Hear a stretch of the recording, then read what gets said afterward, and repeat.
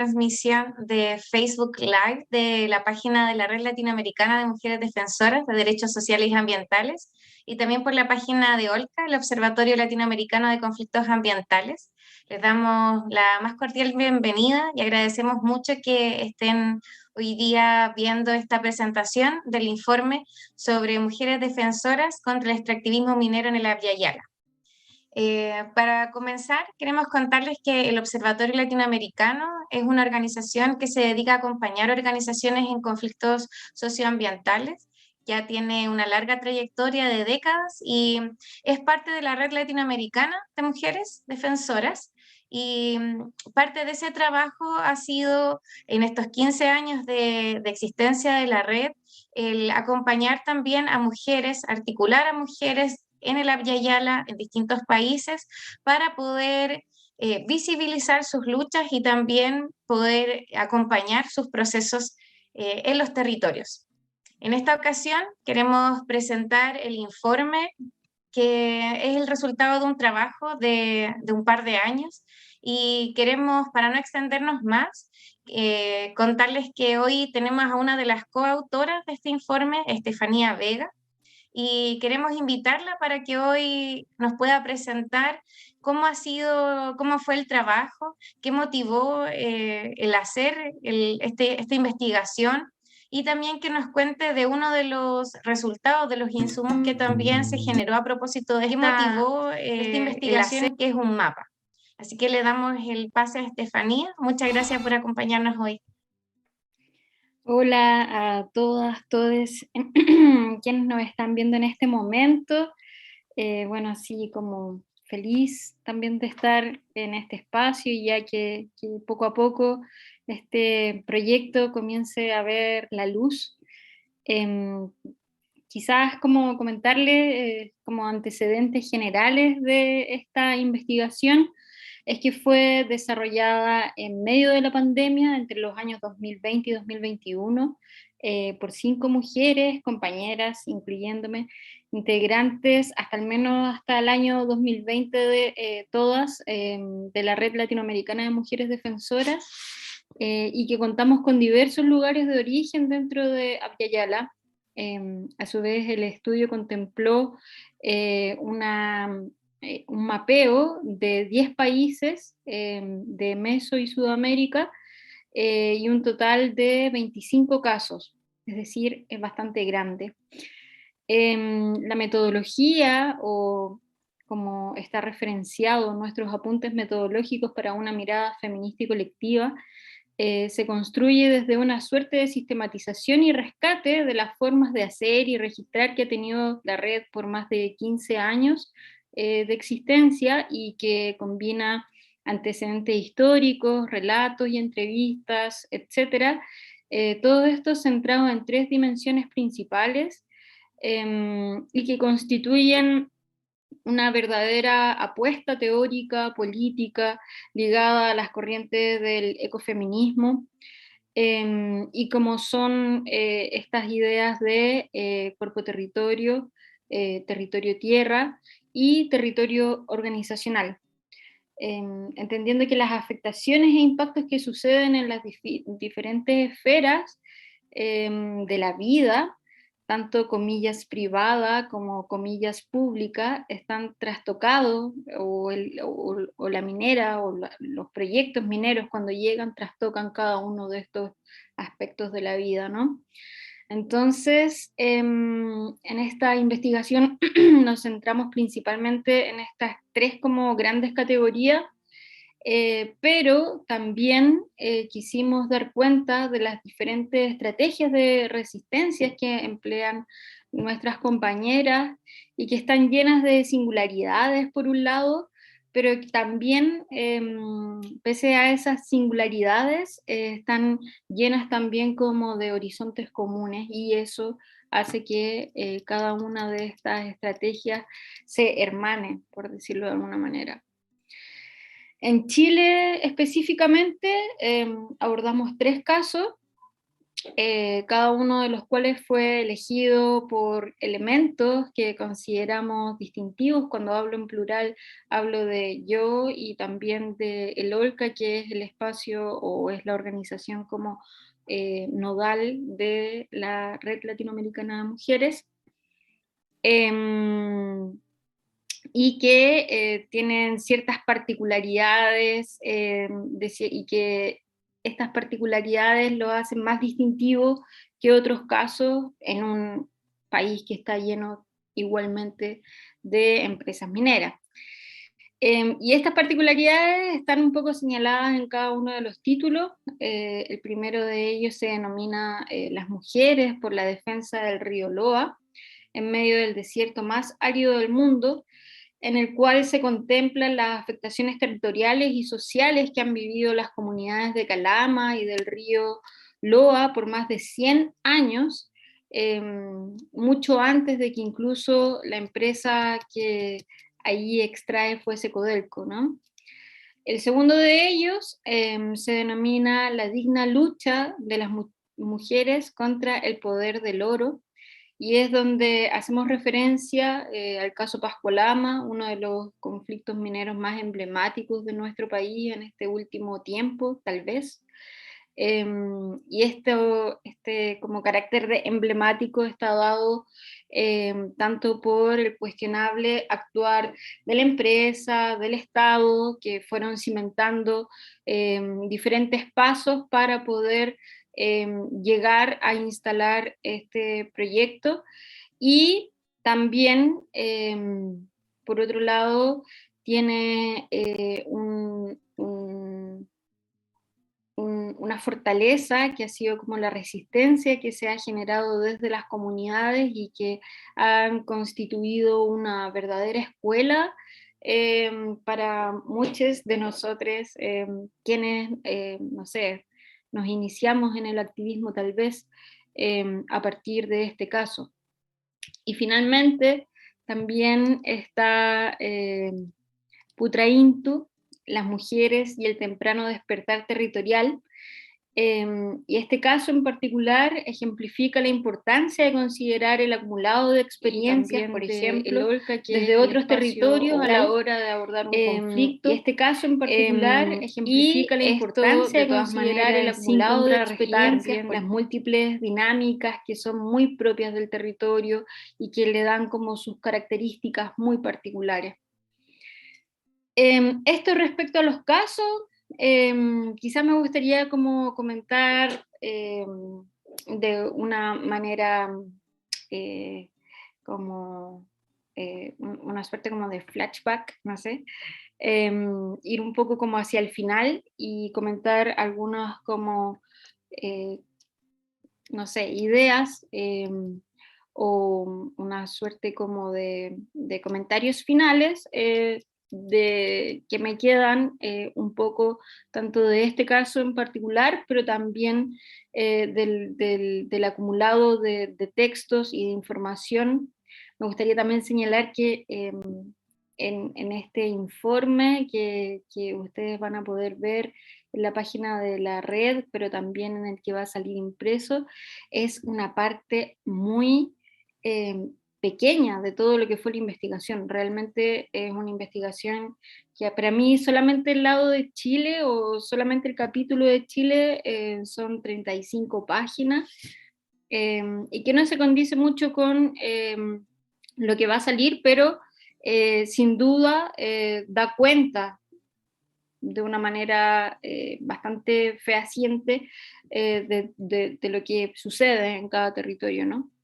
Entonces, parte de estos comentarios finales es que me gustaría señalar y compartir, es que en Chile el modelo de privatización de la minería ha hecho posible que el primer país inversor extranjero en minería sea Canadá, el cual controla un 36% de la minería transnacional. Por otro lado, que la irrestricta fe en la subsidiariedad ha despojado a los pueblos de toda posibilidad de consulta vinculante respecto al destino de sus territorios. El modelo mercantilizador de las aguas ha privilegiado el negocio tanto minero como agroindustrial por sobre el derecho humano al agua y por sobre la posibilidad de recarga de los distintos acuíferos necesarios en todo ecosistema para considerarlo sano. Las mujeres lideran la resistencia en los distintos territorios, poniendo al centro la protección de la vida, las aguas y la tierra por medio de la articulación dentro del territorio particular, como de otras territorialidades. El discurso de Chile, país minero, ha tenido hondas consecuencias no solo en los diferentes ecosistemas donde ésta se emplaza, sino que también en las distintas prácticas económico-productivas que son también culturales y donde las mujeres mantenían una alta participación, ¿no? En términos de daño y contaminación no hay diferencia entre la minería estatal y la minería privada. Creo que eso es un punto importante a considerar. Los procesos de resistencia comienzan de manera cada vez más temprana y pese a que generan distintos bandos dentro de cada territorio, podríamos decir que hay una mayoría opositora y que esta mayoría opositora se tiende a percibir que va en aumento. También comentar que la lógica extractivista se potencia con la lógica machista imperante en los distintos territorios, lo cual es posible apreciar en diferentes prácticas como en la, comillas, infantilización o la falta de respeto que experimentan y sufren las mujeres y que no experimentan los hombres, ¿no? Entonces aquí van mis comentarios y reflexiones como generales, que es que en definitiva la metodología propuesta como guía de este documento nos invita a hacer un recorrido en el que se verbaliza, visibiliza y manifiesta aquello que pese a que está muy presente, se insiste en no decir. Con ello intenta borrar toda huella de un elemento que es fundamental dentro de las luchas sostenidas contra los extractivismos en general y minero en particular, donde el protagonismo de mujeres en la defensa del territorio a lo largo de Apiayala es indiscutido, y es que sin justicia ambiental no hay justicia de género y viceversa.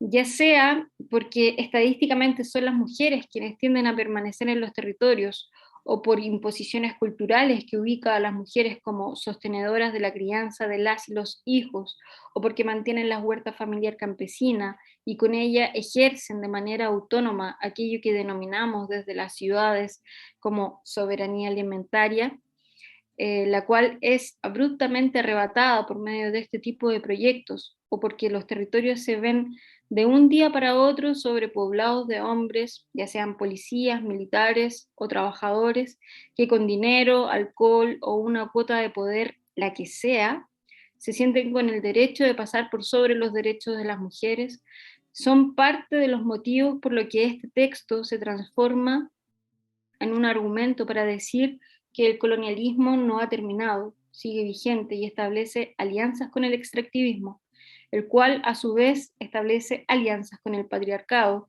porque de otro modo, de no ser por esta vía o por esta violencia estructural bajo la cual se ha levantado nuestra existencia, estas actividades no tendrían imaginarios con los cuales asentarse. Por otro lado, el poderío que hay tras cada proyecto, donde las corporaciones mineras, sean nacionales o transnacionales, tratan con desidia nuestras prácticas culturales o socioeconómicas, o peor aún, las intentan asimilar como parte de un relato de, comillas, compromiso y de respeto, o mal llaman bajo nuestras lenguas sus proyectos, intentando legitimar su introducción primero y la destrucción después, amparados siempre por los estados que no dudan en disponer de su brazo armado bajo nuestras lenguas, promoviendo año a año el discurso de desarrollo y progreso que no son tan ajenos como el Fondo Monetario Internacional o el Banco Mundial, que promueve en un ranking sin tregua, porque para ellos nunca basta, y mientras se pueda sacar todo aquello que para ellos es dinero y que para nosotras es vida. No obstante, la fortaleza y sutileza de las mujeres es clave para el mantenimiento de todo proceso de resistencia, quienes por medio de hablar, cocinar, danzar, cantar, reír, hacer, interpretar en algunos casos de la forma en que los seres de la naturaleza nos hablan, nos comunican, además de no dejarse amedrentar, han mantenido territorios vivos, han denunciado sus transformaciones, han sumado a más defensores y defensoras a las causas, y en tantos casos han logrado paralizar los proyectos. Por todo ello es que este texto se convierte también en una memoria que es nuestra, que es colectiva, que busca con ella entretejer nuestros modos para enfrentar sus imposiciones, entretejer nuestros sueños tan llenos de aquello que el acaparamiento desalmado desconoce y que sin más se llama vida.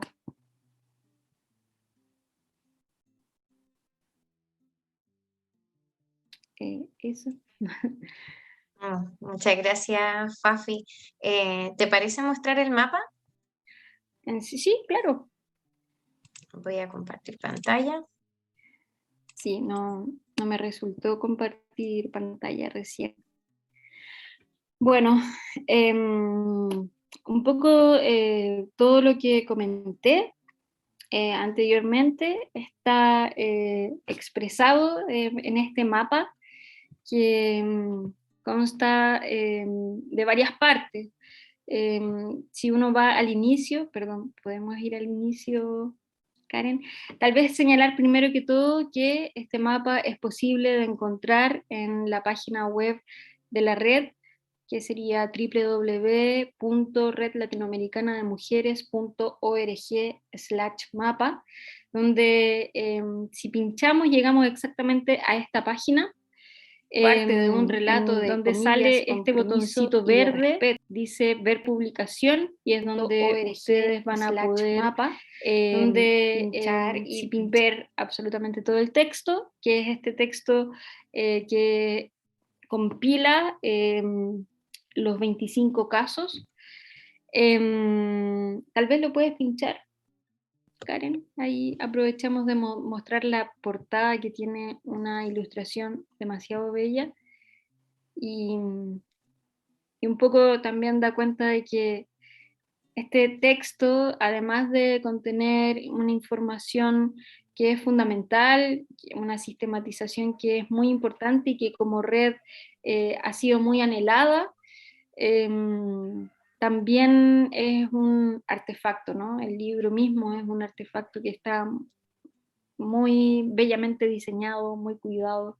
Ahí está el índice, en el índice se da cuenta de cada uno de los casos, los 10 países, y que en su gran mayoría son 3 casos, no en todos, pero en la mayoría. Bueno, luego está la introducción, metodología o quiénes somos, metodología. Hay recuerdo a nuestra compañera Gloria Chicaiza, que murió en el año 2019 y que fue una de las impulsoras, promotoras, gestoras de este entretejido que es la red. Y bueno, luego están los casos. Y luego, posteriormente, abajo de este botón verde hay 4 links. El primero, bueno, es mapa, contexto regional, metodología y quiénes somos en la red. Tal vez solamente vamos a pinchar el mapa, que es el que contiene cada uno de los casos. Lo interesante de este mapa es que arribita tiene cada uno como de los desagregados o cada uno de los ítems que componen esta investigación. Entonces, la idea es que quienes estén interesados en revisar el material puedan pinchar, por ejemplo, país, y dentro de ese país, no sé, puede ser Ecuador o Chile, sí, claro, Chile, no sé. Dado que estamos en el lanzamiento del capítulo de Chile. Y aquí salen los 3 casos vistos específicamente. Luego están, no sé, por ejemplo, arribita está un poquito más arriba, Karen. Cada uno de estas 3 categorías de territorio, que es territorio cuerpo, territorio tierra, territorio organizativo, y cada uno de estas categorías tiene a su vez subcategorías. Y estas subcategorías dan cuenta de situaciones que no necesariamente todos los casos o todos los países eh, están atravesados por esas afectaciones, pero algunos sí. Entonces, por eso estas subcategorías. No sé, tal vez podríamos revisar muy brevemente las subcategorías de las 3 categorías. Por ejemplo, en territorio cuerpo tenemos asesinatos de defensoras, impactos emocionales, impactos físicos, sobrecarga de tareas por roles de género y también violencia sexual. Luego, en territorio tierra está despojo y contaminación, impactos socioeconómicos y productivos, militarización del territorio, vulneración de la soberanía alimentaria y vulneración de los derechos de la naturaleza. Y luego, en territorio organizativo, están como subcategorías criminalización, estigmatización organizativa y rupturas. Creo que estas son las 3 categorías o las 3 categorías principales bajo las cuales están desarrollados todos los casos y, bueno, como les comentaba, no necesariamente estas subcategorías se dan en todos los casos. Y luego hay otros links, que es, por ejemplo, material de extracción. Este es un mapa que está pensado también en quienes están investigando distintos casos mineros a lo largo de Abya Yala. Entonces podemos buscar, por ejemplo, dónde se encuentran los proyectos que extraen carbón.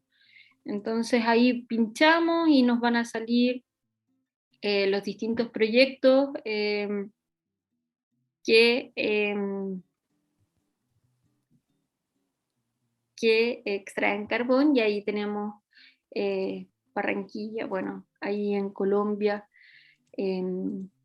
donde están les hermanes Guayú, y así sucesivamente cobre, y nos va a salir señalado los distintos proyectos, y ahí podemos ver que claramente a lo largo de toda la cordillera de los Andes, impresionantemente, es donde está el cordón extractivo de cobre, no solamente en Chile, sino que también Perú y un poco más hacia el norte, ¿no? Luego hay otra pestaña que nos habla sobre quiénes son los espacios que generan la agresión, y ahí tenemos actores armados al margen de la ley, el ejército, la empresa minera, el Estado y no sé, había otra categoría que no la logré ver, y la policía. Y finalmente hay una última pestaña que habla como del estado del conflicto. Recordemos que hay muchos conflictos que no están activos, están latentes, pero no por eso su amenaza deja de percibirse dentro del territorio. Por ejemplo, mismo, no sé, Guatemala, hay dos de los casos que aquí mismo estamos analizando, que están en esta categoría de latente, pero que se encuentran en proceso de consulta, la consulta vinculante a los pueblos. Entonces están ahí presentes, pero no están en este momento extrayendo. Entonces, eso es un mapa que contiene mucha información tanto textual, también hay muchos audios, y hay algunos videos que son videos que han realizado las mismas organizaciones. Entonces, eso, creo que es importante relevar que este es un trabajo muy, muy, muy mancomunado, muy en conjunto entre la red, las organizaciones nodales y los territorios. O sea, efectivamente, si no hubiese sido por la maravillosa disposición eh, de nuestras compañeras a hablar, eh, a, a- a mostrarnos, a impregnarnos de su mundo y de sus imaginarios y de sus sueños y de sus rabias y pesares, este proyecto no habría podido salir a la luz, y sin embargo estamos acá en este momento y nada, eso. Muchas gracias, Fafi, Estefanía, para el público, de compartirnos también tu experiencia, de lo que significó también para ti, en este caso como coautora, como investigadora, porque también refleja estas otras formas de investigar, estas otras formas de poner los acentos que también nos permiten visibilizar a los territorios y visibilizar a las compañeras también, que finalmente son quienes sostienen y quienes mantienen la lucha en el tiempo. A Así. propósito de lo mismo y de enfocarnos en el caso de Chile, vale señalar que, bueno, gran parte de la situación, podríamos decir, minera del país, eh, es de larga data, pero vemos que desde la Constitución, desde la dictadura cívico-militar, desde la Constitución del 80, hay un cambio hacia adelante respecto de cómo se organiza o cómo se administra, en este caso, eh, el tema minero en el país, principalmente a propósito de la Constitución, pero también del Código de Minería y de la Ley Orgánica Constitucional de Concesiones Mineras, que finalmente lo que permiten es privatizar. eh, no, el subsuelo sigue siendo del Estado, pero se privatizan las minas y finalmente tienen un sinfín de garantías de carácter constitucional que casi hace imposible poder resistir las inversiones mineras. Entonces estamos en una situación de profunda asimetría en donde las comunidades no cuentan con herramientas para poder participar. Como decía Fafi, la consulta indígena no se aplica, así como no existe tampoco la consulta previa, libre e informada, tampoco se toma en cuenta el consentimiento, y el resto de las evaluaciones se entrega al Servicio de Evaluación de Impacto Ambiental, que considera la participación ciudadana, pero que termina siendo más bien representativa o muchas veces queriendo legitimar ciertos procesos porque realmente los territorios no están los elementos para poder evaluar, para poder ponderar, sobre todo porque muchos de los proyectos mineros se enmarcan o se ubican en zonas que están un tanto alejadas, eh, todas más bien radicadas cerca de la cordillera, entonces claro que las afectaciones son distintas y en ese sentido resulta también importante hacerle una bajada a lo que estamos viviendo ahora a propósito del proceso constituyente que está radicado en la Convención Constitucional, porque muchas veces vemos que eh, hay más bien un maquillaje que un intento de profundizar eh, una transición post-extractivista en la medida que en el mejor de los casos se considera la nacionalización de las mineras, pero como decía Fafi también en su presentación, eh, no hay una diferencia en los territorios, independiente si esta empresa es transnacional, como ha sido el caso de las empresas canadienses, o cuando la empresa es estatal. Entonces necesitamos seguir manteniéndonos en la lucha también, y para eso es necesario visibilizar los casos de las compañeras y visibilizar también estas afectaciones que son diferentes, porque no es lo mismo, en este caso, ser mujer en los territorios. Y para no extendernos más, queremos invitar a que estén también en esta ocasión a una compañera del Valle de Huasco, se llama Pali Carvajal, es de la Asamblea por el Agua de Huasco Alto y también es una de las compañeras que es entrevistada en este caso, en lo que se denomina el capítulo La digna lucha por las mujeres contra el poder del oro. Pali, ¿estás por ahí? Hola, sí, por aquí. Súper, gracias. Adelante.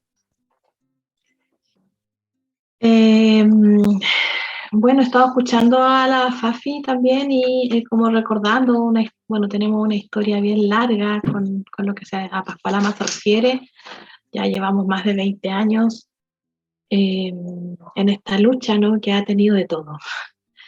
Ha sido en la historia del conflicto. Nuestra compañera Bueno, la hemos vivido en primera persona, somos habitantes del Valle del más de 20 años, del Huasco Alto sobre todo, que todo el Valle del Huasco ha sido una zona de sacrificio por todas partes, entonces como ha sido muy difícil también estos 20 años, más de 20 años en donde nuestros hijos e hijas se han criado en este conflicto, una de mis hijas, por ejemplo, ha vivido toda su vida con miedo a tomar agua, porque han estado desde el comienzo, los conflictos mineros, específicamente Pascualama, ha sido muy brutal, ha sido criminalmente culpable de contaminar aguas, de contaminar conciencia, de intervenir los tejidos sociales del territorio. Hasta el día de hoy, aún el estado que hoy día está Pascualama es en proceso judicialmente cerrada, pero la empresa sigue ahí en la cordillera, porque gracias al Tratado Binacional Minero, ¿cierto?, que le da los estados de Chile y Argentina, ellos son dueños de un país virtual entre Chile y Argentina y pueden hacer prácticamente lo que quieran. Ni siquiera las autoridades chilenas, ni la policía, ni nadie puede llegar y ir y entrar. Todos tienen que avisar 15 días para entrar. Los crianceros que han vivido por siglos ahí, que han cruzado Argentina históricamente, ya no se puede. Ha sido tantos aspectos dolorosos, pero de los que hemos aprendido también, que no alcanza el tiempo para poder contarlos todos. Decir que, bueno, al comienzo estuvimos muy desinformados porque somos un territorio de agricultores, crianceros, artesanos, de gente común y corriente, donde tenemos una organización muy plana, no hay como muchos estratos sociales ni diferencias sociales entre los habitantes, no hay clases sociales, por ejemplo, entre los pocos ricos que hay casi no se ven y la mayoría de la población somos gente común y corriente, más o menos del mismo estatus. No, por ejemplo, hay muy poca, casi nada, no se ve una extrema pobreza, porque en realidad nosotros tenemos mucha riqueza que no se manifiesta en la plata. Tenemos muy buena calidad de vida, cultivamos nuestros alimentos, tenemos nuestros animales, teníamos un agua prístina, tenemos formas distintas de obtener los alimentos. Por ejemplo, no solo es ir y comprar a un supermercado o al almacén, o sea, eso es lo que menos se hace. Acá podemos producirla nosotros mismos, o la produce un vecino, la compramos a los productores locales, la intercambiamos, la regalamos o nos regalan, o sea, hay muchas formas de obtener lo que nosotros tenemos. Y todo esto se ha visto amenazado por los conflictos mineros, específicamente Pascualama, que es el más emblemático. Al principio, como decía, estábamos muy desinformados y nos empezamos a unir. Y empezamos primero, le creíamos todo lo que decía la empresa, porque como no cachábamos nada, pensábamos que era cierto, hasta que llega un momento en que ya las mentiras eran realmente unos insultos a la razón que hasta el más ingenuo, digamos, se da cuenta cuando empezaron a hablar de cambiar los glaciares de lugar, por ejemplo. Ahí empezamos como a ver que realmente algo no estaba bien y empezamos a informarnos y nos unimos por miedo también, por miedo a perder todo lo que tenemos. En ese entonces nosotros no hablábamos de ser ambientalistas ni nada de eso, porque en realidad nos juntamos porque éramos protectores de nuestro propio territorio. Fue súper importante entender también que después de mucho tiempo nosotros decíamos, no, si no somos ambientalistas, nosotros somos habitantes del valle nomás, y después decíamos, sí, pues sí somos. Entonces, pero son por conceptos que a veces uno no abraza desde el principio porque no los entiende, no filosofa mucho con esos temas, sino que vivimos una vida muy simple, muy sencilla hasta el día de hoy. Y en este conflicto hemos aprendido que esta vida simple se interrumpe y es necesario ir más allá, es necesario incluirse, es necesario hacer alianzas con personas, con organizaciones importantes para que nos puedan apoyar. Hemos crecido, hoy día hemos aprendido muchísimo, hay cansancio también. Muchos se han cansado en el camino, se nos han muerto, se han enfermado, ¿cierto?, por efectos de la misma contaminación del agua. Pero también hemos aprendido, también hay una resiliencia, hay perseverancia, hemos sido creativos también con muchas cosas, hemos hecho de todo, hemos incursionado en todo tipo de resistencias, principalmente empezamos con la resistencia jurídica, pero también empezamos a levantar alternativas económicas, cooperativas, hemos hecho alianza también con los otros territorios, hemos tenido mucha colaboración mutua entre organizaciones también del territorio y otras que no son del territorio, pero que han aportado muchísimo. En realidad, ¿qué no hemos hecho? O sea, no sé qué nos quedará por ahora, seguimos resistiendo, la minera está cerrada judicialmente, pero siguen ahí, y aún así, sin haber trabajado, la minera ya provocó muchísimo daño, ya se nos enfermaron algunas personas, se nos murieron. Y ya estamos como el mismo pueblo de Aguita, que es el que habita el territorio, está profundamente dividido, son diferencias ya irreconciliables, nosotros no podríamos, por ejemplo, hablar de una resistencia indígena acá, porque lamentablemente una parte, digamos, ya se vendió, firmó el memorándum de Aguita Barrick, el memorándum de entendimiento que nunca nadie lo entendió. O sea, lo entendíamos, pero no entendíamos por qué decían que era bueno, porque en realidad fue nefasto, digamos, para el tejido social indígena. Lo que sí también, como somos resilientes, aprendimos a levantar también la resistencia indígena a través de las organizaciones, de las comunidades también. Entonces empezamos a formalizar las comunidades que ya existían, que estaban autónomas, como una herramienta. La verdad que creo que no hay cosas que no hemos hecho entre movimientos sociales, de ir, cortar carreteras, hacer misas, caminatas, por ejemplo, el párroco caminó 100 kilómetros del embalse, que es la parte baja del valle, hasta el mismo Portón, tiene 67 años, no es menor, y lo hizo. Hemos hecho de todo, de verdad, no, por creatividad no nos hemos quedado. Ha sido doloroso, pero también hemos aprendido y nos juntamos, no estamos unidos, no nos hemos soltado, a pesar de que hay algunos que se cansan, se han ido, digamos, de la lucha, después han vuelto. Ha habido un cuanto hay en la experiencia, ¿no? Y hoy día podemos compartir nuestra experiencia con otras comunidades. Precisamente yo vengo hace unos cuantos días viajando, todavía no llego a mi casa, estoy por acá por Santiago aún, pero estuve con varias comunidades y mujeres dieguitas de Argentina que están sufriendo también mucho peor, y el abandono del Estado también peor que acá. Compartiendo la experiencia nuestra, fue bastante bueno eso también, nosotros compartimos nuestra experiencia, lo que nos ha servido, lo que no pierdan tiempo, por ejemplo, no hagan eso que es inútil, hagan esto otro. Eso ha sido bueno también. Hemos tenido bastante reuniones estos últimos años, en tiempo de pandemia, a través de los medios virtuales, y ha sido posible compartir nuestra experiencia y ver que a otras comunidades se les puede dar ánimo, como muchas veces también se nos dio a nosotros.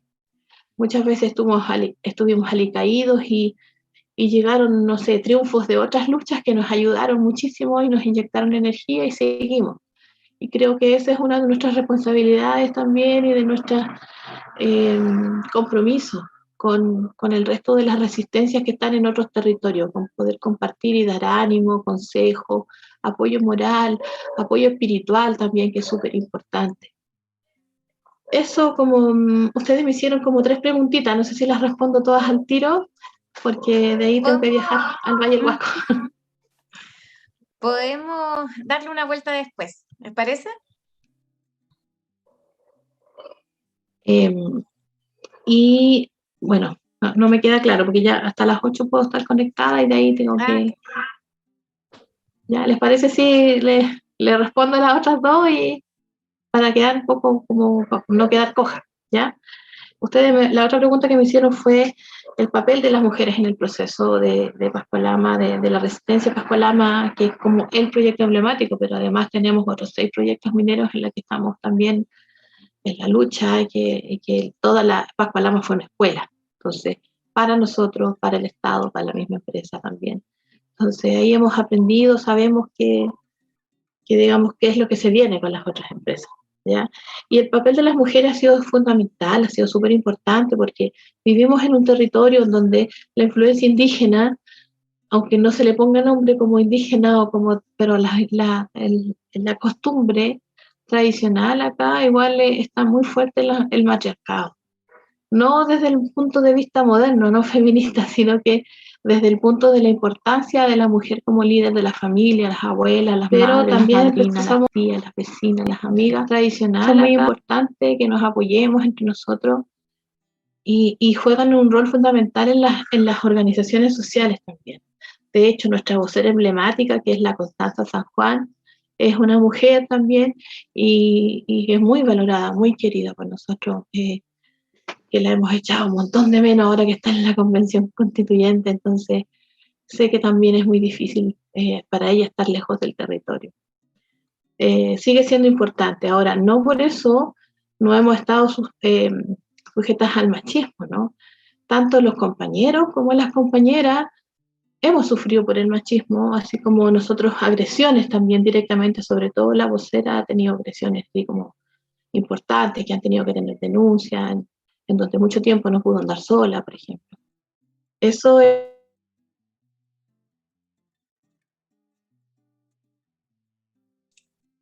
¿Se cortó el audio? ¿Se habría muteado?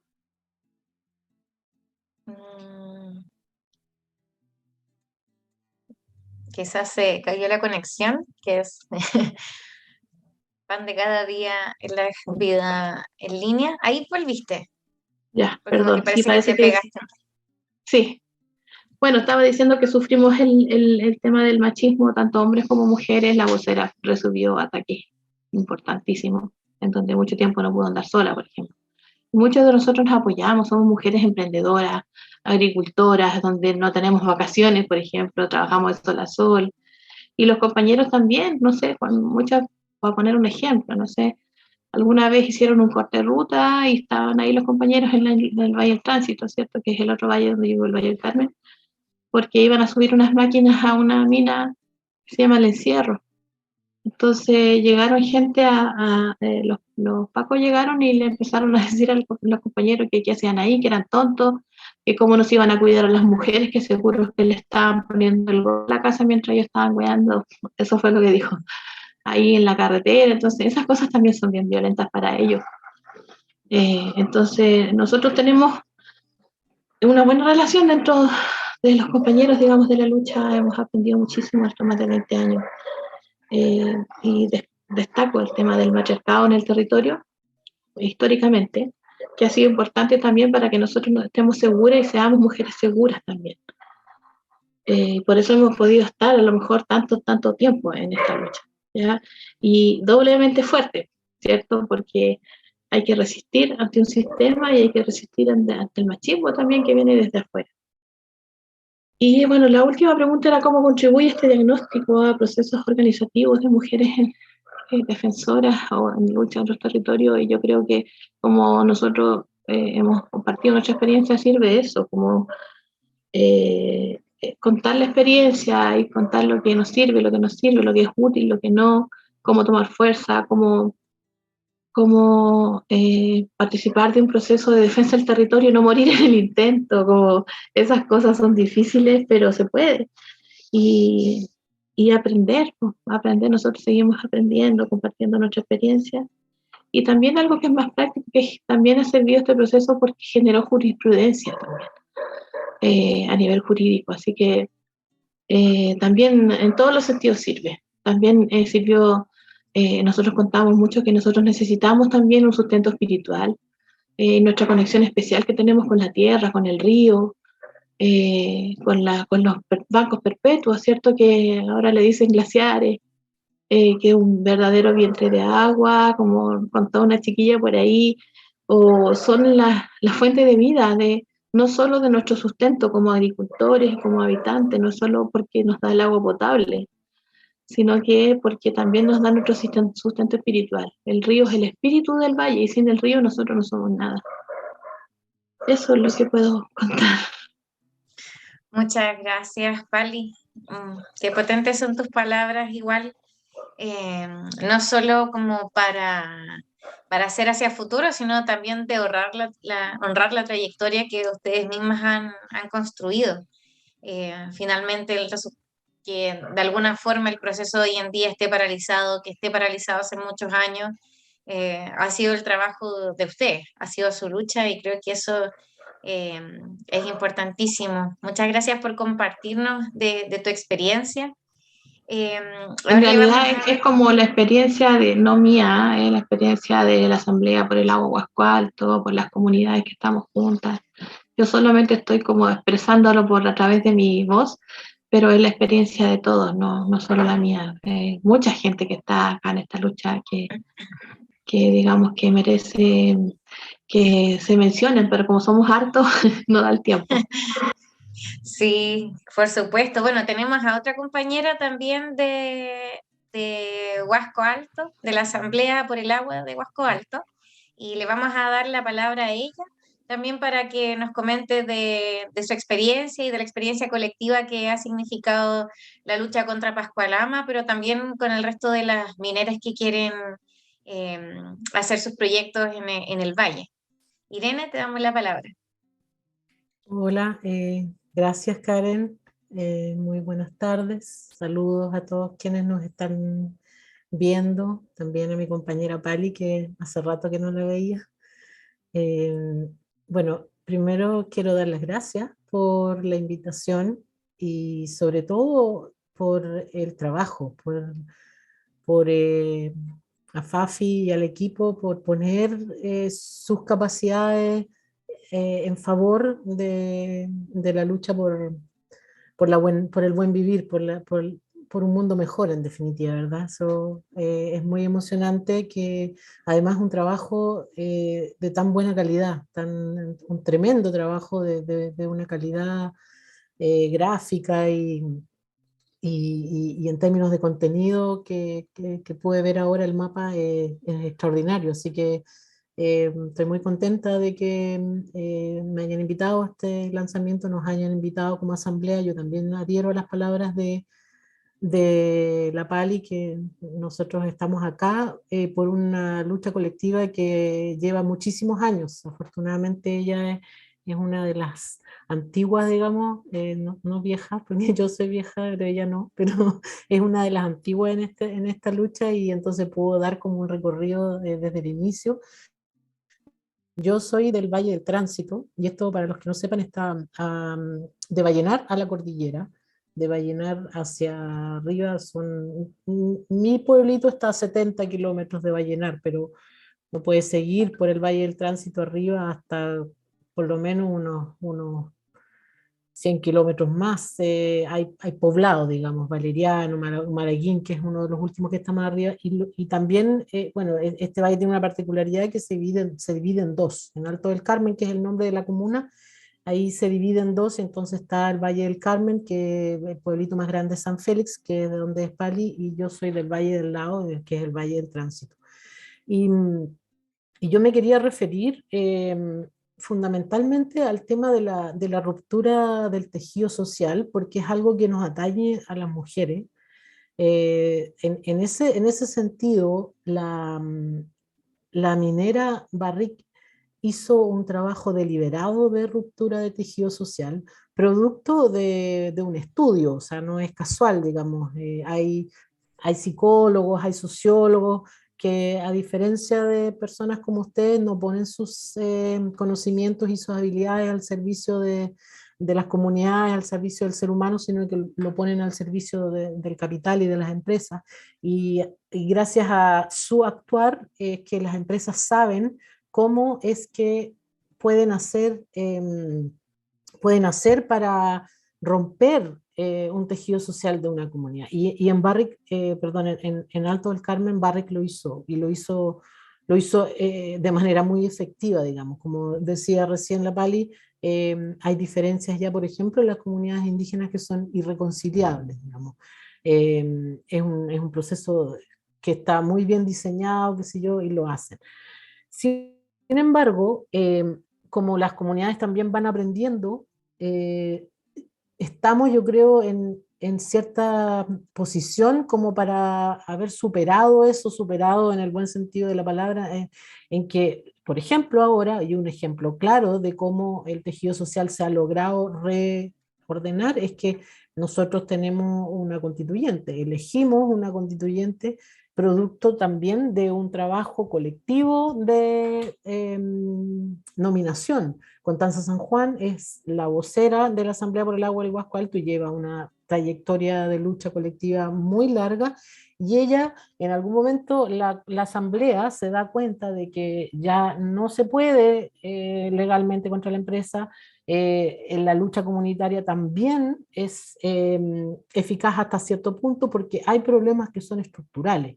Y entonces cuando se abre la posibilidad de modificar la Constitución, nos planteamos derechamente, nosotros queremos estar ahí y ser parte.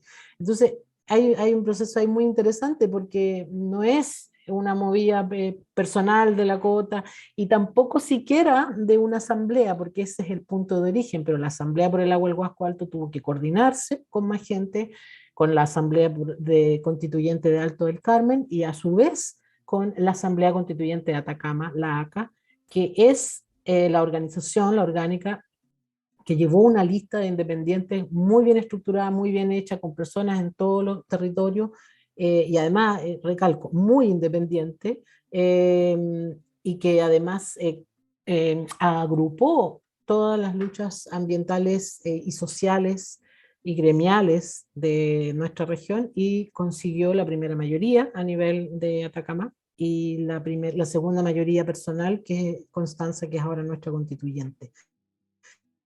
Entonces, ese proceso para mí tiene que ver con la rearticulación del tejido social. Es una forma en que también se le ha doblado la mano al trabajo de las empresas y ha logrado estructurar este tejido social en pos de estar ahora discutiendo una nueva constitución. Entonces, a mí eso es algo que me da bastante esperanza, y aquí quiero vincularlo con el tema de las mujeres. ¿Por qué? Porque las empresas mineras actualmente, y uno lo puede ver, las empresas mineras no se quedan en lo que ya han hecho, también van aprendiendo.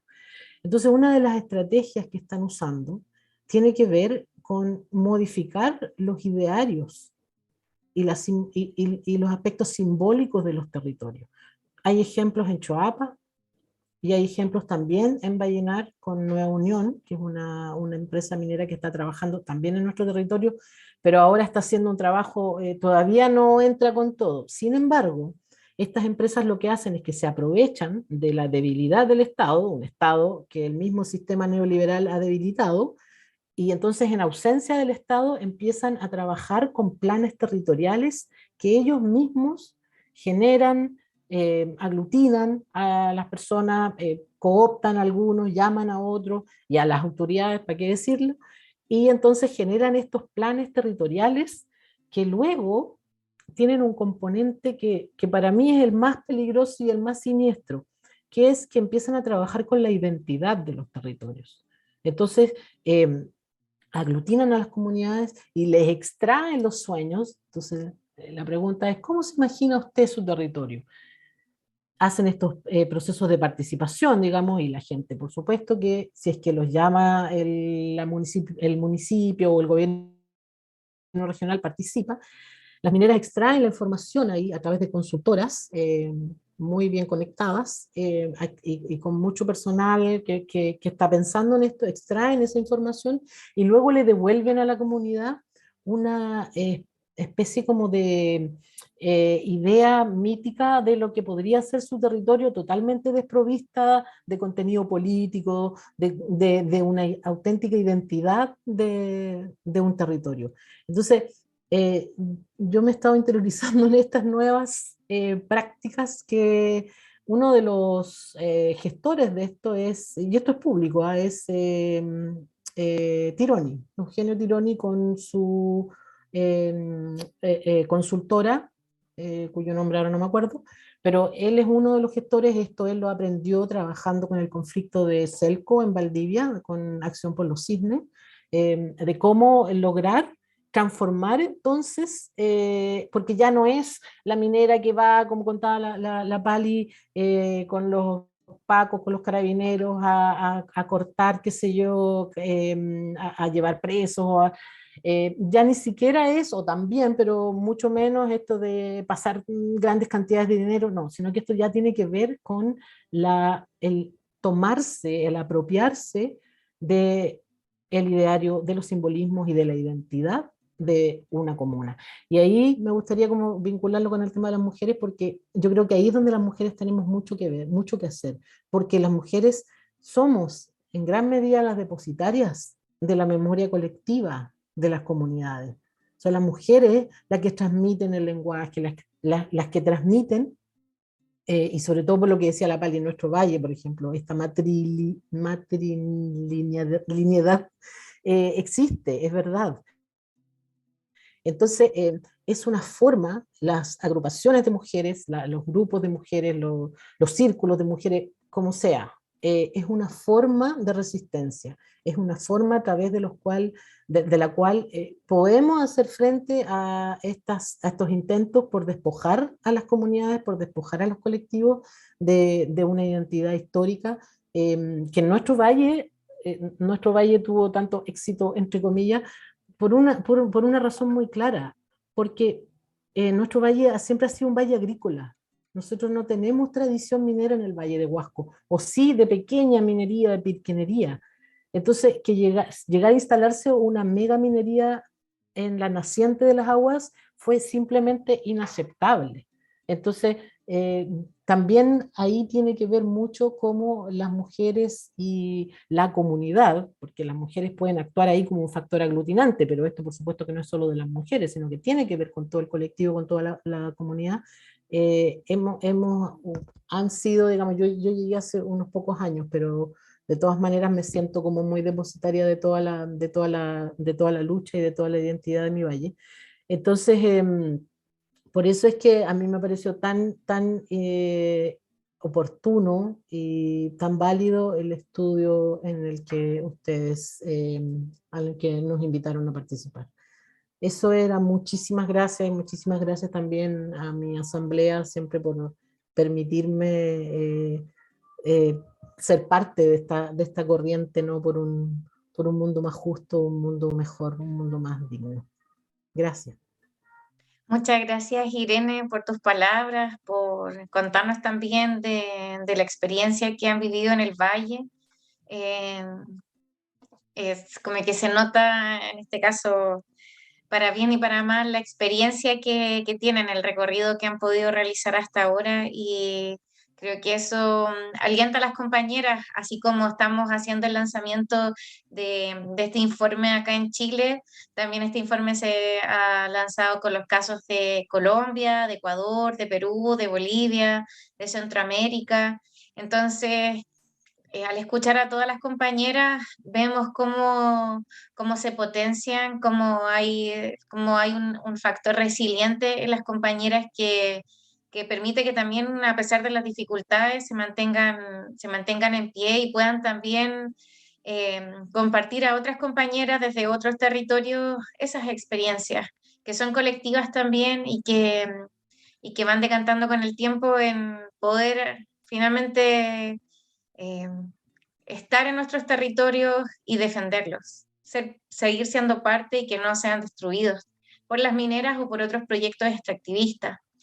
Vamos a darle paso a otra compañera, a Verónica Barrera, en este caso de otro valle. Nos venimos más al centro de Chile, lo que es el Valle de Putaendo, que en el caso del libro está rescatado en el capítulo que habla de Putraintú, las mujeres y el temprano despertar territorial.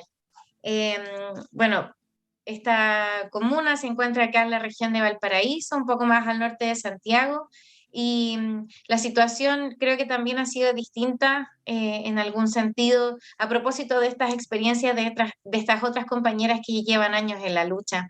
Así que le queremos dar el pase a Verónica para que nos cuente su experiencia, de cómo han vivido el proceso de resistencia, también cómo las mujeres se han articulado y finalmente cómo aporta también este informe, este diagnóstico a la lucha que ustedes están realizando. Verónica, tienes la palabra. Hola, muchas gracias. Bueno, primero, gracias por la invitación. Escuchando a las compañeras del Huasco, para mí es prácticamente una escuela la lucha que han dado las mujeres en el Huasco y la comunidad completa. Yo creo que, bueno, en algún momento yo estuve en esa lucha porque yo viví en Copiapó durante mucho tiempo y para mí era terrible lo que estaba pasando con el río, con los glaciares, y nosotros desde Copiapó viajábamos a Vallenar cuando se hacían movilizaciones. Y digo que son una escuela porque, claro, crearon a partir de toda su experiencia, fueron creando un camino en el que Putaendo también yo creo que se fue empapando de esto, y por lo mismo para nosotros Olca es tan importante porque Olca en definitiva nos hace como el camino, nos ayuda, nos aporta en hacer nuestra lucha en Putaendo. Claro, nosotros antes de conocer a Olca ya habíamos partido en el 2015 y la verdad es que la resistencia de Putaendo ha sido esencialmente popular y desde la ciudadanía. O sea, la institucionalidad municipal en este caso, al principio como que fue muy esquiva, como que nos daba y nos quitaba, nos costó mucho hacer en un principio que todos como que nos aglutináramos y viéramos cuáles eran las afecciones que podría causar la gran minería en nuestra comuna. Principalmente los aspectos están divididos en tres partes. Bueno, contarles que hoy día tenemos un alcalde que está trabajando junto a las organizaciones, junto a los vecinos que tampoco están organizados, y desde esa mirada nosotros hemos hecho como un trabajo muy similar a las otras comunidades y a los otros territorios, que tienen que ver con acciones administrativas, acciones de movilización social, judiciales y estudios científicos. Y esto, bueno, primero las acciones de movilización social, hemos hecho marchas, caravanas, acciones culturales, boletines, bueno, todo lo que tiene que ver con las redes sociales, y también se traspasó toda esta información a un programa radial que se logró armar y que funciona hoy día los días jueves. Y eso para nosotros también es de un gran aporte. Todo eso tiene que ver con las organizaciones, no me refiero a una sola organización. Aquí todas las organizaciones han hecho algo, han puesto su granito de arena, si no es desde la parte social o como puedan llamarlo, se han hecho acciones administrativas que en estas sí yo creo que ha sido fundamental el trabajo de las organizaciones, por ejemplo, con denuncias de distintas participaciones en las reparticiones del Estado, por ejemplo, a la DGA, a la DOH, el Departamento de Salud, al Parlamento, a al gobierno regional, y finalmente se ha ido participando activamente en los espacios de evaluación ambiental, que es tan importante, y tan importante no solamente la participación, sino que estar ahí pendiente, y que sabemos que hay compañeras y compañeros que están estudiando día a día los casos, o sea, el caso que tenemos, las problemáticas que se nos vienen contra con la minera, y que son importantes. En el caso judicial, por ejemplo, se han hecho recursos de protección. Unos se hicieron estos por negarnos la participación ciudadana.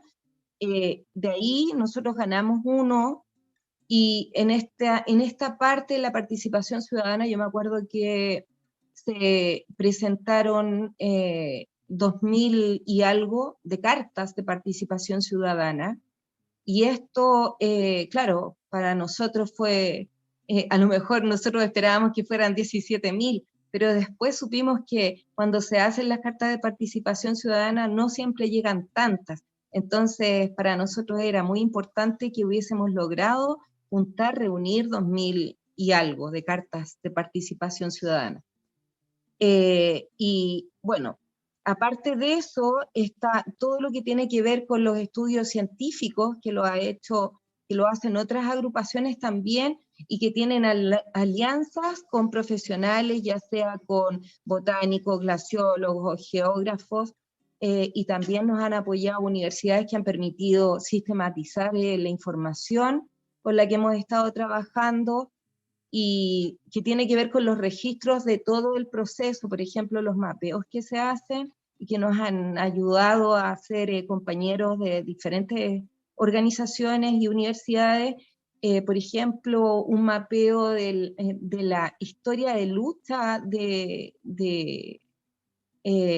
Putaendo fue muy importante, porque en realidad cuando tú ves eso plasmado en un mapa, te das cuenta que yo escuchaba a las compañeras que llevan 20 años luchando, nosotros llevábamos un poco más de 5 años, y de verdad es como ver ese mapa y es como un shock, y decir, he volcado o sea, parte de mi vida a esto, y te das cuenta que llegaste a un territorio y a los 5 meses empezaste a luchar, que en mi caso fue así, y de pronto te das cuenta que no has disfrutado del todo este territorio que pensabas que estaba llano, libre de gran minería. Y bueno, con respecto a cómo nosotros hemos enfrentado todo este proceso, ha sido como bien como duro igual, porque la minera hace su pega desarmando todo el tejido social, como decían también las compañeras. Aquí no se ha notado de esa forma, pero sí se nota en la organización, en las organizaciones sociales y en las organizaciones medioambientales, cuando tú te das cuenta que empiezan a haber conflictos entre las organizaciones y no entiendes por qué.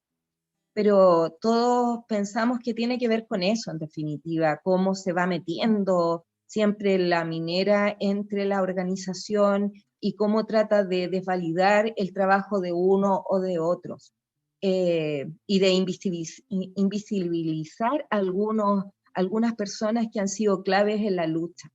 Y eso, bueno, también debilita la lucha, debilita la marcha, pero también habemos personas, o hay personas, y hay compañeras y compañeros que siguen adelante, y que gracias a ellos muchas veces esto vuelve a tomar fuerza, porque esta cosa es como una montaña rusa.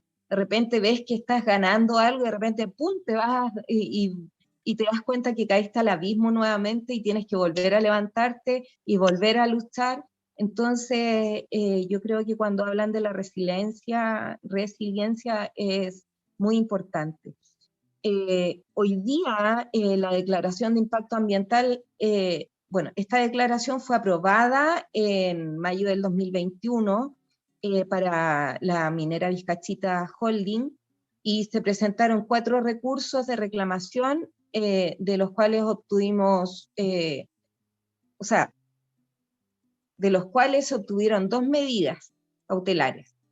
Y eso, esto es lo que está pasando actualmente. Hoy día se detiene el proceso de 350 sondajes y nos da como tiempo, se podría decir, porque nos han dicho que este proceso podría durar entre 6 meses y 1 año y medio.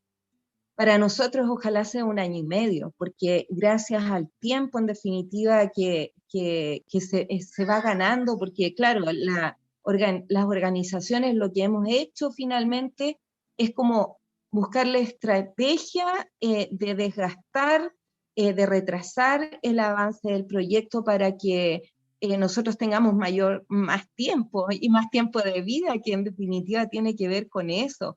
Nosotros pensamos, si hoy día tenemos 1 año y medio más, podemos hacer muchas más cosas en ese año y medio para prepararnos, para buscar nuevas formas de seguir luchando.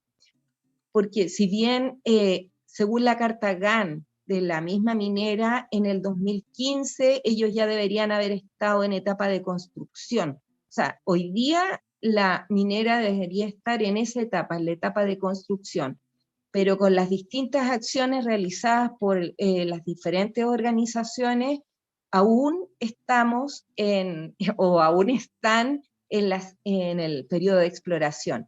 ¿Por qué yo digo esto? Porque igual Putaendo en general, ya sean las organizaciones de Putaendo Resiste, y la Coordinadora Tres Ríos, Vecinos en Movimiento, Putraintú, han hecho un trabajo en definitiva que cada granito de arena que cada uno haga va fortaleciendo este trabajo y que finalmente llega a lo que hoy día podríamos decir que ha sido un logro.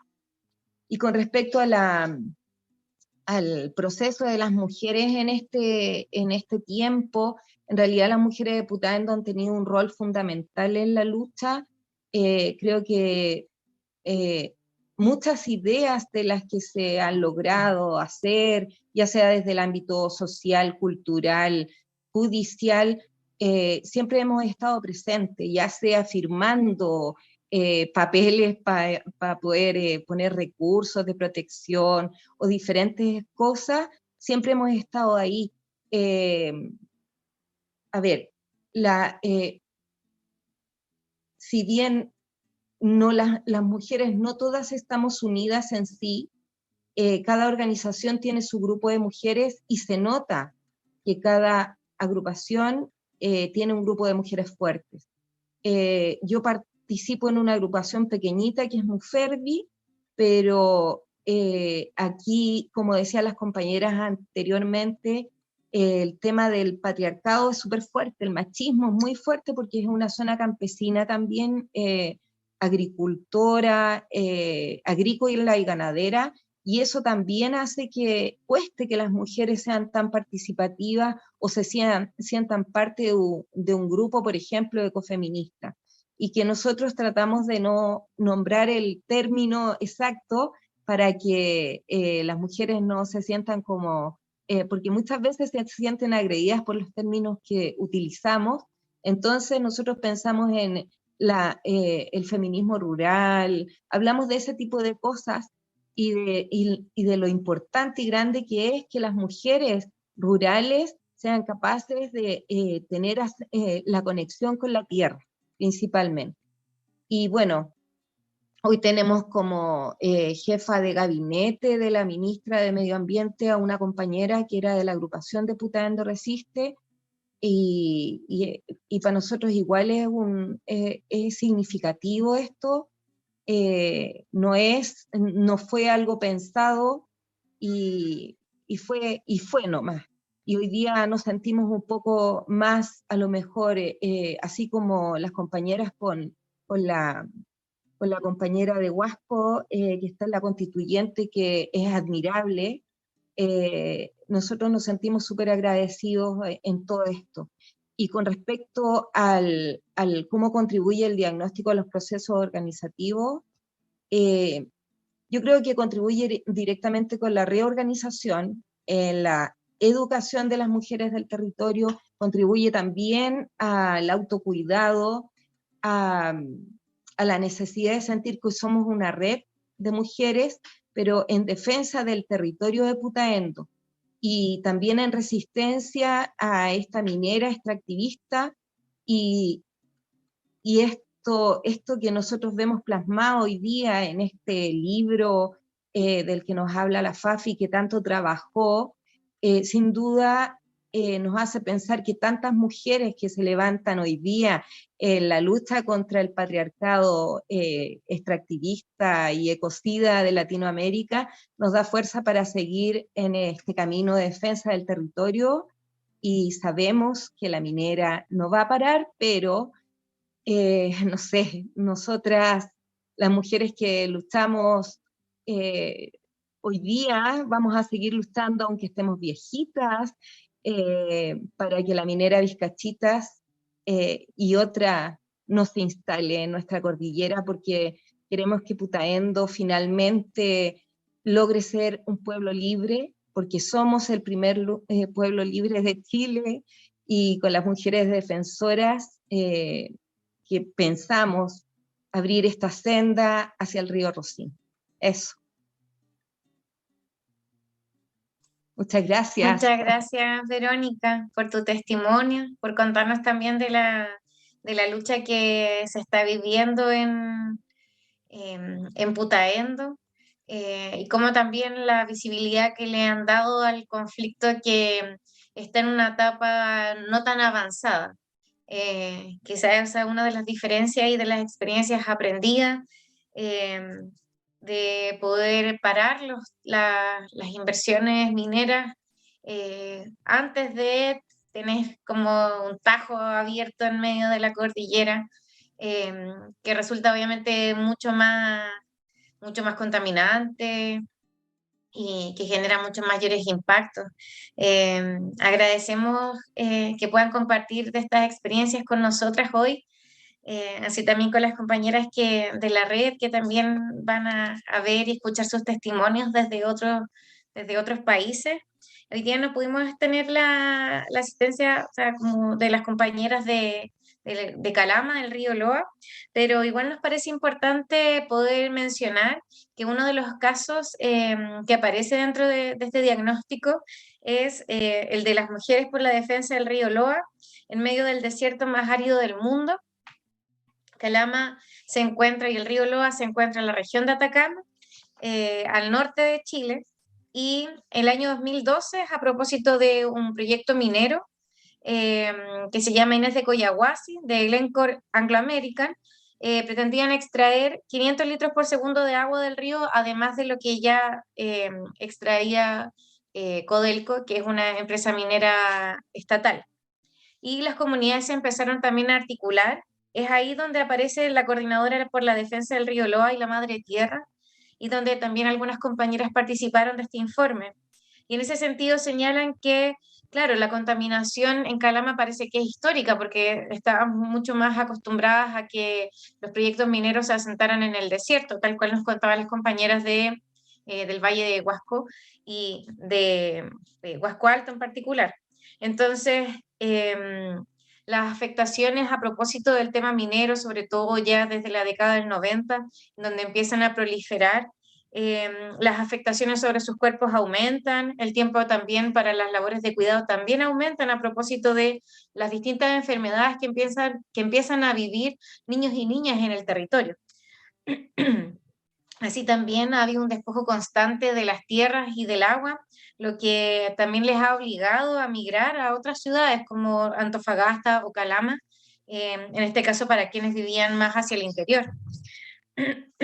Es así que las compañeras también señalan cómo han sido estigmatizadas a propósito de la lucha contra una minera de carácter estatal, porque pareciera que fuera más intocable aún. Pareciera que, como nos han dicho, nos mencionan que es el sueldo de Chile, el cobre es el sueldo de Chile, pareciera que fuera imposible resistir, y fuera imposible también señalar cómo también la minera estatal genera grandes impactos en las comunidades.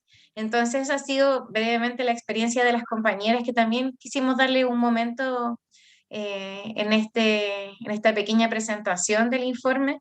Y ya para ir terminando, quisiera contarles que, bueno, el día de ayer, hoy día se tuvo la noticia, se supo que el CEA anuló la resolución de calificación ambiental y ordena la apertura de la consulta indígena en el proyecto de explotación de litio en el Salar de Maricunga. Al inicio de esta presentación mostramos un pequeño tráiler de un documental del año pasado en el Salar, también dando voz a las comunidades. Les invitamos a ver este documental y nos alegramos de una noticia como esta, que esperamos tenga también buenos resultados para las comunidades y también para la naturaleza y el salar.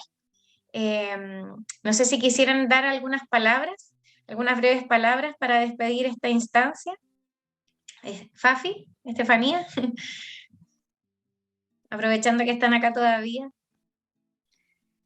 No, nada, nomás felicitar como esta apuesta. Creo que los feminismos hace no tanto tiempo han vuelto a instalarse, hace no tanto tiempo han vuelto a tener voz y espacio, y ha sido un espacio considerable.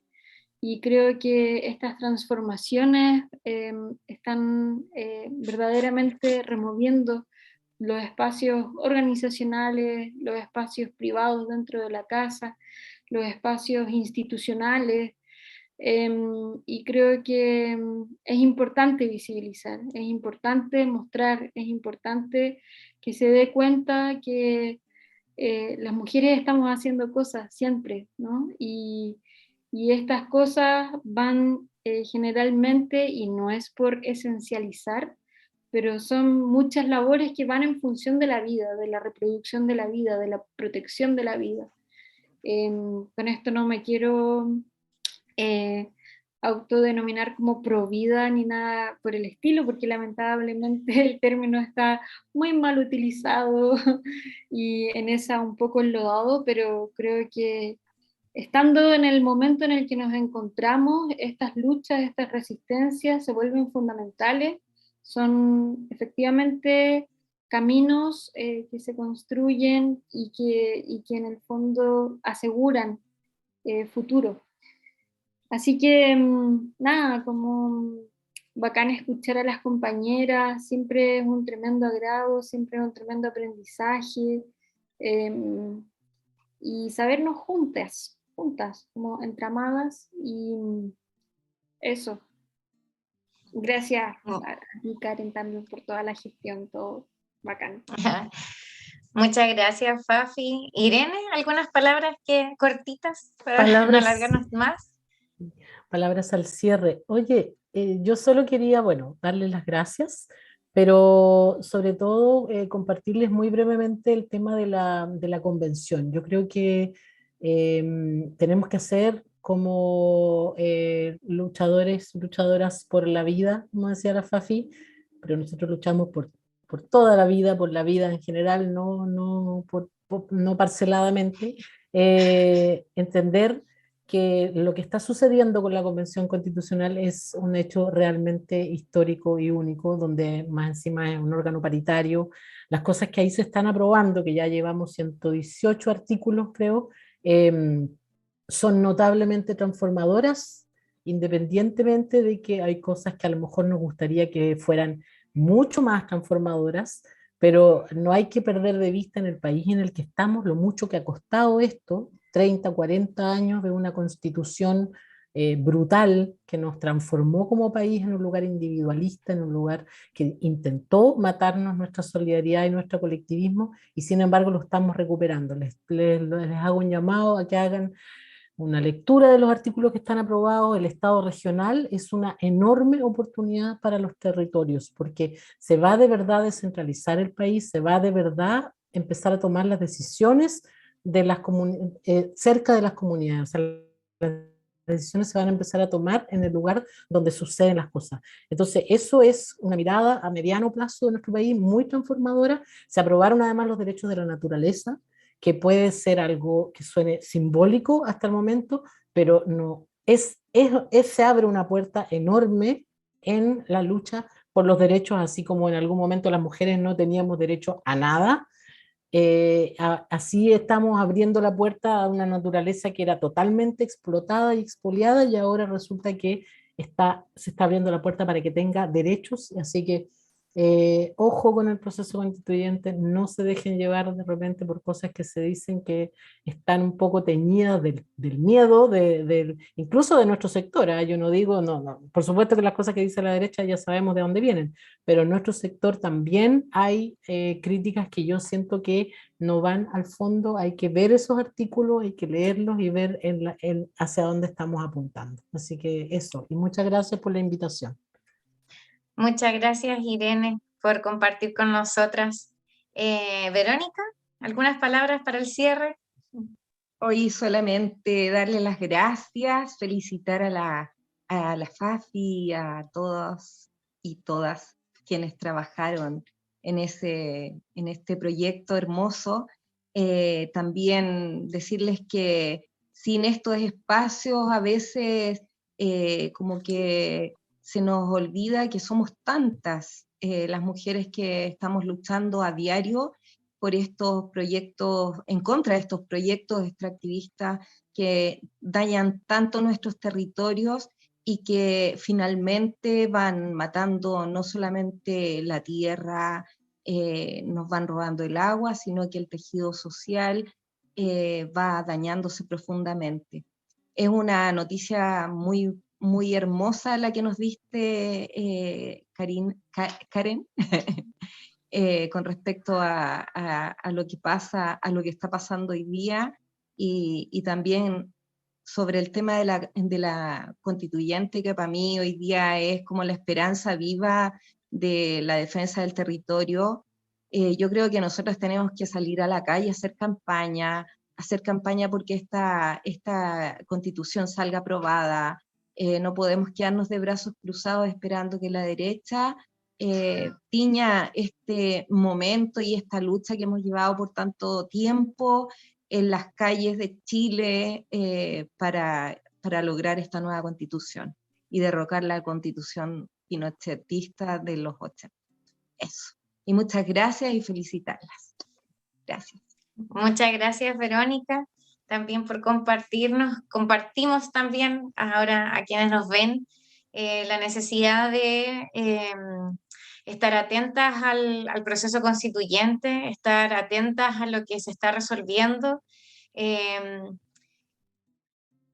Por supuesto que quisiéramos cambios más profundos, pero la Constitución en este caso es el producto de discusiones de largo aliento, y creo que finalmente la herramienta que tenemos y con la que hemos llegado acá ha sido con la lucha y la movilización. Y creemos que esa también siguen siendo las mismas herramientas para poder tener una constitución que reconozca los derechos de la naturaleza para que estos se hagan efectivos, que también proteja la naturaleza en términos más amplios, que nos permita una transición post-extractivista, ya sea a nivel de las inversiones mineras, energéticas, por la desprivatización del agua, de la vida, y que finalmente nos permita poner la vida en el centro. Poner la vida en el centro es lo que necesitamos hoy en día, porque así tal cual están las cosas, en las comunidades, en los territorios, en las ciudades donde estemos, la vida parece que no es posible. Seguimos viviendo en una década de una sequía que no da tregua, y finalmente tenemos que usar todas las herramientas que tengamos a mano para poder seguir luchando por nosotras y también por las personas que vienen después de nosotras, y también por la naturaleza. Con esto vamos cerrando este lanzamiento. Agradecer e invitarles a revisar el informe. Como pueden, creo que está fijado en algunos lugares. La página es www.redlatinoamericanademujeres.org/mapa. Ahí encuentran la publicación, también encuentran el mapa. Les invitamos a investigar y también a conocer de los testimonios de otras compañeras acá en Chile y también a lo largo de toda la Via Yala. Eso, le agradecemos. Estamos muy agradecidas y le invitamos a eso, a mantener la lucha, a mantener ahí la resistencia en los territorios. Muchas gracias. Chao, chao.